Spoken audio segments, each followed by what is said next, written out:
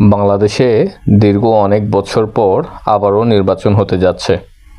আজকের এই ভিডিওতে ভিন্ন প্রসঙ্গে কথা হচ্ছে বাংলাদেশের প্রেক্ষাপট নিয়ে।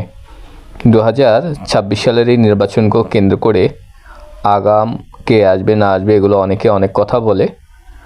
বাংলাদেশের নতুন সরকার গঠিত হতে যাচ্ছে। আমরা সেই সরকার গঠন করব আমাদের এই জনগণের নির্বাচিত মন্ত্রী, এমপি যেটাই হোক না কেন আমাদের ভোটের মধ্য দিয়ে। সম্মানিত ভিউয়ার্স, দর্শক, আমার শুভাকাঙ্ক্ষী যে যেখান থেকে দেখছেন শুনছেন আমার এই ভিডিওতে এসেছেন, প্রত্যেককেই স্বাগত জানাচ্ছি। বাংলাদেশে অনেক নির্বাচন ইতিমধ্যে হয়েছে। সুষ্ঠু, অবাধ, নিরপেক্ষ আরেক নির্বাচন এই 2026 সালকে কেন্দ্র করে হতে যাচ্ছে। আমি আশা করব যারাই ভোট দিতে যাবেন আপনাদের আশা আকাঙ্ক্ষার প্রতিফলন যারা করতে পারবে, অনুমান আছে, মনে প্রাণে বিশ্বাস করেন, আপনারা তাদেরকেই দিবেন।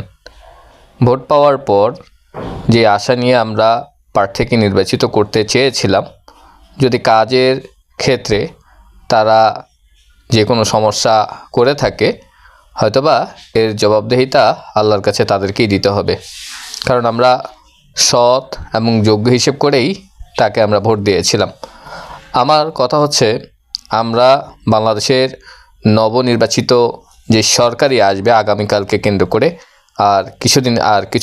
কয়েক ঘন্টার মধ্যে দিয়ে আমরা আশা করব জনগণের যেই আশা আকাঙ্ক্ষা এটা যেন পূরণ করতে পারে।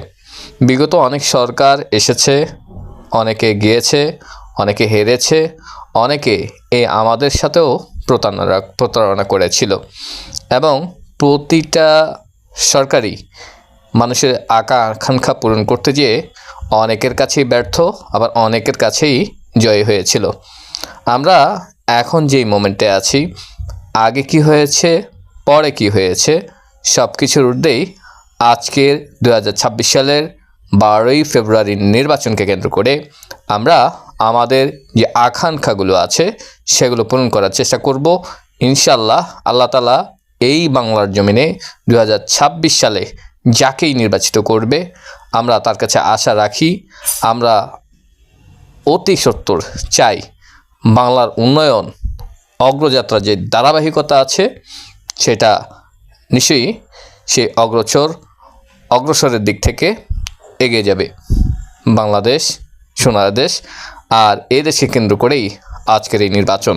থ্যাংক ইউ ভিডিওটি দেখার জন্য।